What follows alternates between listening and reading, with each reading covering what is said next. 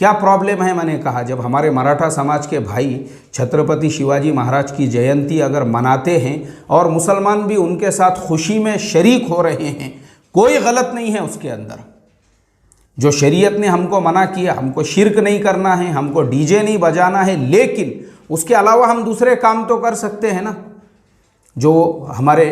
वो बस्ती के अंदर मिठाई तकसीम कर सकते हैं,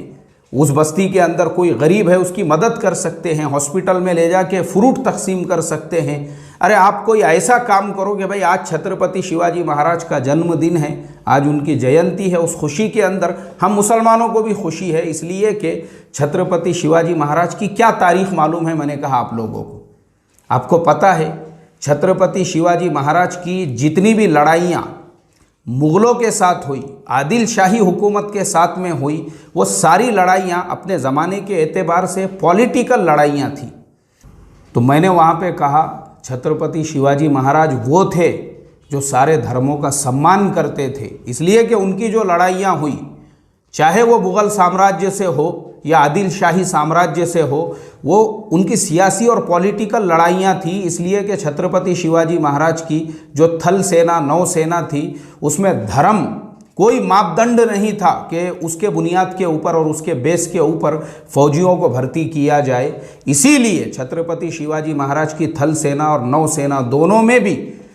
तकरीबन 1/3 वो मुसलमान सिपाही थे। छत्रपति शिवाजी महाराज के जो दादा थे मुलाजीराव भोसले, अहमदनगर के अंदर शाह शरीफ की दरगाह है, वो शाह शरीफ के भक्त थे, इसीलिए उन्होंने अपने दोनों बेटों का नाम शाहजी और शरीफ जी रखा था। जब औरंगज़ेब आलमगीर रहमतुल्लाह अलैह के साथ छत्रपति शिवाजी महाराज की लड़ाई भी हुई,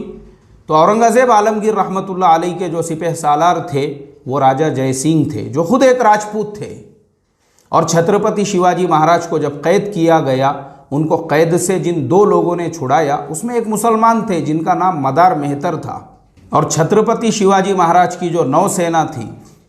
उसकी पूरी कमान, उनके जो कमांडर थे वो सिद्दी संबल थे। और सिद्दी मुसलमानों की बहुत बड़ी तादाद छत्रपति शिवाजी महाराज के साथ में थी।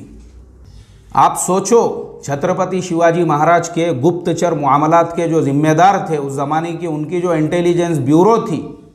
उसकी कमान मौलाना हैदर अली साहब के हाथ में थी। मौलाना हैदर अली नाम याद रखो।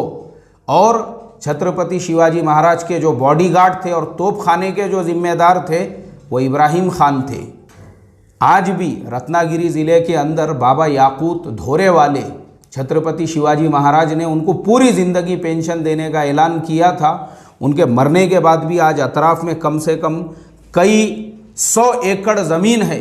जो उन्हीं बाबा याकूत थोरे वाले उनके मज़ार के नाम पर है, जिसको छत्रपति शिवाजी महाराज ने इनाम के तौर पे दिया था। और मुसलमान ही नहीं, यहाँ तक कि फादर एमरोज़ जब गुजरात के अंदर उनके चर्च पे हमला हुआ तो छत्रपति शिवाजी महाराज ने उनकी भी मदद की थी। यहाँ तक कि छत्रपति शिवाजी महाराज का जो रायगढ़ का किला है, उसमें छत्रपति शिवाजी महाराज ने अपने लिए जगदेश्वर मंदिर बनाया था, तो ऐसे ही मुसलमानों के लिए एक मस्जिद भी तामीर कराई थी जो आज भी है। और ऐसे ही शिवनेरी जो किला है उसके अंदर भी आपने जो है एक कमान मस्जिद बनाई हुई है अपने मुसलमान सिपाहियों की नमाज़ पढ़ने के लिए। यहाँ तक कि छत्रपति शिवाजी महाराज का एक स्पष्ट आदेश था अपने सारे सिपाहियों को कि हमारी जो लड़ाइयाँ मुग़लों के साथ होती है या आदिल शाहियों के साथ होती है, तो उनकी महिलाएं यानी उनकी औरतें या बच्चे अगर हमारे कब्ज़े में आ जाते हैं, बिल्कुल हमारी तरफ से उनको कोई तकलीफ़ नहीं पहुंचना चाहिए, क्योंकि हमारी लड़ाई तो मर्दों और सिपाहियों के साथ में है। और ये भी आदेश था कि अगर कहीं लड़ाई के अंदर किसी सामने वाले सिपाही के पास कुरान की कॉपी मिलती है या कुरान मैदान में मिल जाता है, उसको फ़ौरन पूरे सम्मान के साथ उठाया जाए और उठाने के बाद उसको किसी मुसलमान के ही हवाले किया जाए। बसाई के नवाब के बहू का किस्सा तो मशहूर है।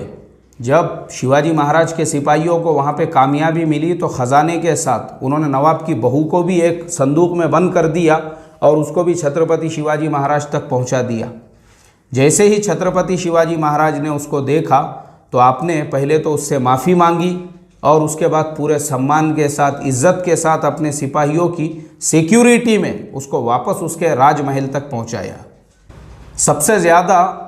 जिस किस्से को या जिस कहानी को या जिस स्टोरी को मुसलमान और मराठा समाज के बीच में नफ़रत की दीवार पैदा करने के लिए यूज़ किया जाता है, वो है अफजल खान और छत्रपति शिवाजी महाराज की लड़ाई। लेकिन लोगों को ऐतिहासिक जो फैक्ट है वो भी मालूम करना चाहिए कि अफजल खान और छत्रपति शिवाजी महाराज की भी जो लड़ाई थी, मैंने बताया जैसे आदिल शाही हुकूमत और मुग़लों के साथ में लड़ाई होती थी, तो अफजल खान जो था वो आदिल शाही हुकूमत का कमांडर था और अफजल खान का जो राइट हैंड था और उसका जो उसका अफजल खान का जो राइट हैंड था और जो उसका सलाहकार था, उसका नाम था कृष्णमूर्ति भास्कर कुलकर्णी। वो एक ब्राह्मण था और छत्रपति शिवाजी महाराज जब अफजल खान से मिलने के लिए जा रहे थे तो उनको एक खंजर और एक पंजा जिसने दिया था उसका नाम था रुस्तम जमा, और उसने छत्रपति शिवाजी महाराज को पहले ही आगाह कर दिया था कि ये पंजा आपके साथ में रखिए और अफजल खान से ज़रा चौकन्ना रहिए। तो ये वाक़या मैंने वहाँ पे सुनाकर लोगों से ये रिक्वेस्ट की कि देखो भाई, मुसलमानों को ये पता होना चाहिए कि छत्रपति शिवाजी महाराज जो थे, जैसे हमारे मराठा समाज के भाई उनका सम्मान करते हैं, उनकी जयंती मनाते हैं, मुसलमानों को भी उस वक्त में मिठाई बांटने में, उनके साथ में शरीक होने में, हमको शिर्क नहीं करना है, हमको डीजे नहीं बजाना है, लेकिन उसके अलावा तो दूसरे काम हम कर सकते हैं ताकि हमारे मराठा समाज के भाइयों को पता चल सके कि भाई मुसलमान भी हमारे साथ खुशी में शामिल हैं। कान खोलकर सुन लो, अब आने वाले 19 फरवरी को छत्रपति शिवाजी महाराज की जो जयंती है, बिल्कुल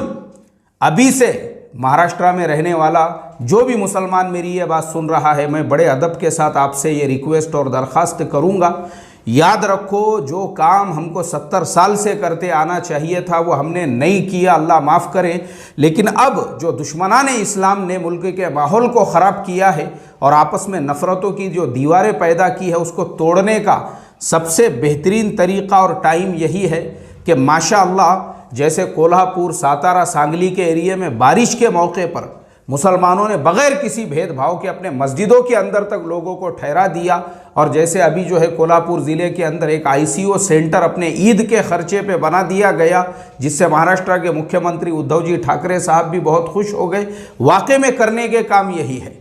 अब 19 फरवरी को छत्रपति शिवाजी महाराज की जो जयंती आने वाली है, हम मुसलमानों के लिए जो चीज़ शरीयत में जायज़ नहीं, जैसे कोई शिरकिया अमल है, म्यूज़िक वगैरह है, बिल्कुल उसको बाजू में रखते हुए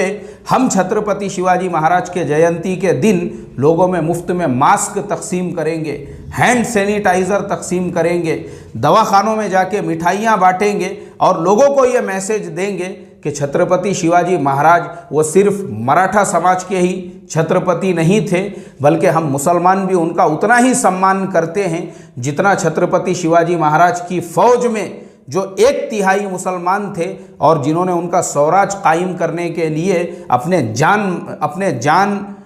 तन मन धन की बाजी लगा दी थी। आज का मुसलमान भी छत्रपति शिवाजी महाराज का वैसे ही सम्मान करता है, क्योंकि वो अपने ज़माने के एक सियासी लीडर थे। उनके नाम को धर्म से जोड़कर, जो उनके नाम पर जिन लोगों ने पॉलिटिक्स खेला है, हमको उनके पॉलिटिक्स को अगर फेल करना है तो मैं समझता हूँ मुसलमानों के लिए ये इससे बेहतरीन मौका कोई भी नहीं है। तो जितने भी शुराई फित्तीन हैं, देख लेना 19 फरवरी को इंशाल्लाह उसके वीडियो भी बना के हम हमारे चैनल पे डालेंगे, और हमारे यहाँ पे जो गोलीबार मैदान के पास में वहीं पे इंशाल्लाह वो सिग्नल के ऊपर हम खुद मुफ्त में ले जाके जो है मास्क वगैरह छत्रपति शिवाजी महाराज के नाम पे तकसीम करेंगे। इसी बात पर मैं अपनी बात को ख़त्म करके, जय हिंद, जय महाराष्ट्र।